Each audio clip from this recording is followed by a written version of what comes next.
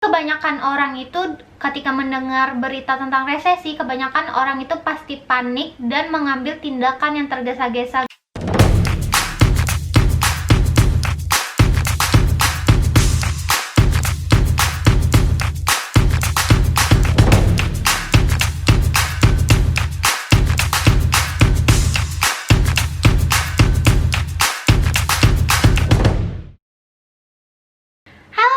Selamat datang di YouTube Diet Pintar. Oke, buat kalian semua apa kabar? Gue harap kalian semua baik-baik aja dan dalam keadaan happy saat nonton video ini. Oke, kali ini kita bakal ngebahas tentang resesi. Gue yakin banget banyak dari kalian mungkin udah tahu kalau Indonesia itu lagi diterpa sama isu yang katanya kita tuh lagi resesi. Nah, kalian tahu nggak sih kalau Badan Pusat Statistika atau BPS telah mengumumkan kalau pertumbuhan ekonomi Indonesia udah mencapai minus 5,32% loh di kuartal 2 pada tahun 2020 di saat pandemi COVID-19 ini. Nah, kalian tahu nggak sih kalau dampak resesi terhadap perekonomian masyarakat luas itu apa? Nah, dampak resesi bagi kita itu mungkin kita bakal sulit mendapat pekerjaan, terus daya beli masyarakat Indonesia jadi lemah. Jadinya perekonomian Indonesia itu bergerak lambat, guys. Nah, tapi please buat kalian semua anak muda, kalau kalian udah dengar berita Indonesia lagi resesi, please jangan panik. Karena kita sebagai anak muda bisa nyalain survival mode kita dalam menghadapi resesi Indonesia, supaya kita tuh bisa menghadapi resesi secara efektif dan efisien.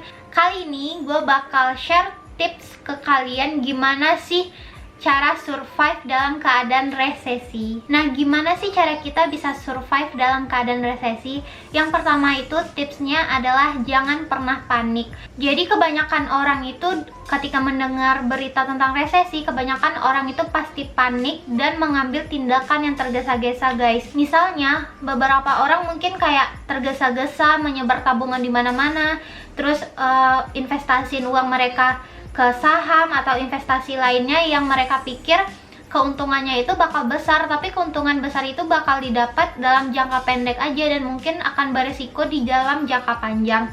Nah, selain itu, mendengar terlalu banyak berita tentang resesi itu tuh bakal bikin kita panik sendiri dan kita tuh jadi bakal terus kepikiran nih, gimana nih cara kedepannya kita bisa menghadapi resesi. Nah, untuk mengatur finansial keuangan kita sebaiknya itu fokus menabung untuk masa yang akan datang, guys. Jadi kita itu lebih siap dalam menghadapi resesi. Pokoknya kalau ada resesi jangan panik deh, dan kita tuh harus berpikir dengan tenang, terus persiapin ke depannya uang tabungan dan lain-lain. Karena kalau kita semakin panik, efeknya juga bakal buruk terhadap tindakan yang bakal kita ambil. Oke, tips yang kedua itu kurangi pengeluaran kecil yang rutin. Misalnya itu kayak kalian sering beli chat time, asumsiin aja harganya kayak 30.000 nih, kalian beli chat time tiap hari 30.000, bayangin dah berapa uang yang bisa kalian tabung dari itu. Atau misalnya kayak tiap hari kalian itu beli makanan itu GoFood atau lewat Grab gitu,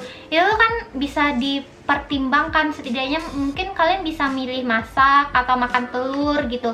Bayangin uang yang kalian keluarin tiap hari untuk GoFood itu berapa gitu. Misalnya kayak 50.000 sehari untuk GoFood, kalian bisa masak, kalau masak itu mungkin kayak 10.000 sehari, jadinya kalian bisa hemat 40.000. Nah, terus kayak misalnya tuh kalian kemana-mana itu kayak jarak 1 kilo atau 1,5 kilo selalu naik ojol gitu, kalian bisa menghemat uang kalian itu misalnya kayak jalan kaki atau minta tebengan sama teman gitu. Jadi kalian itu harus mengeluarkan pengeluaran kecil yang rutin, dimana uangnya itu bisa kalian tabungin gitu.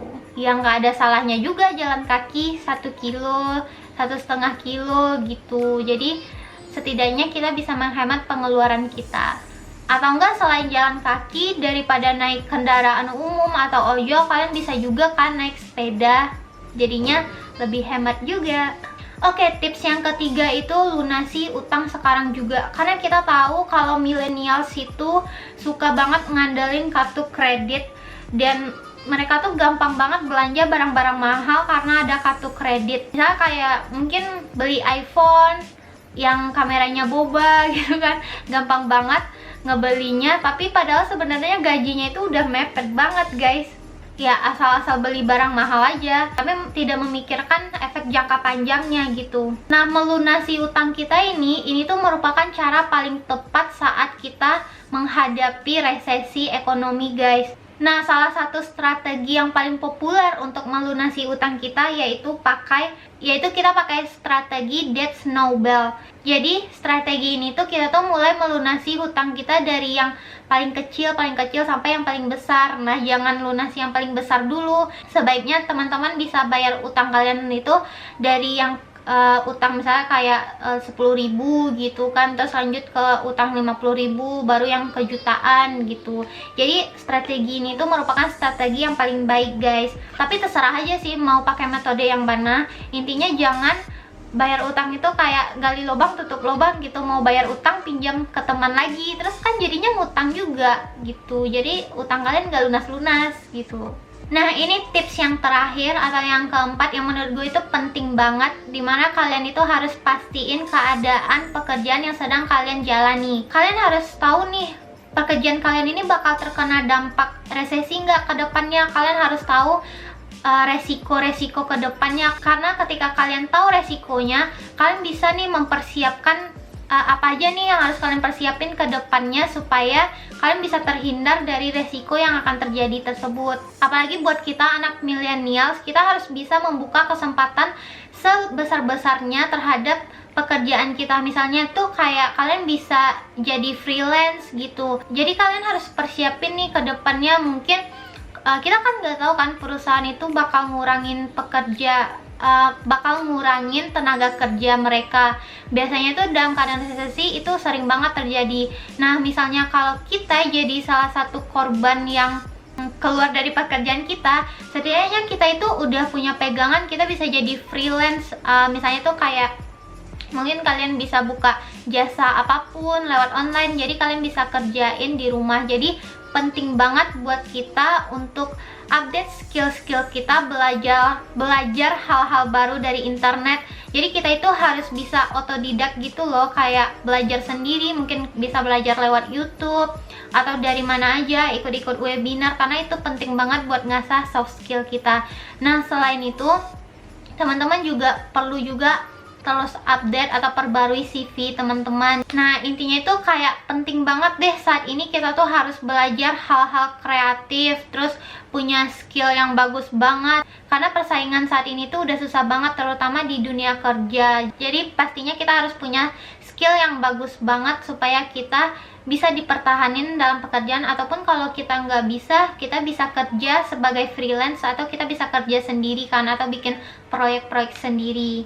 Nah, intinya itu kayak tadi itu jangan panik, tapi jangan santai juga ketika menghadapi resesi, karena saat perekonomian kita slow, kalian jangan ikut slow juga, karena kita harus bisa bertahan hidup saat resesi guys. Nah, itu guys tadi tips dari gue gimana caranya kalian bisa survive di resesi, terutama buat anak-anak kos ini penting banget, atau buat millennials, buat anak-anak remaja semuanya.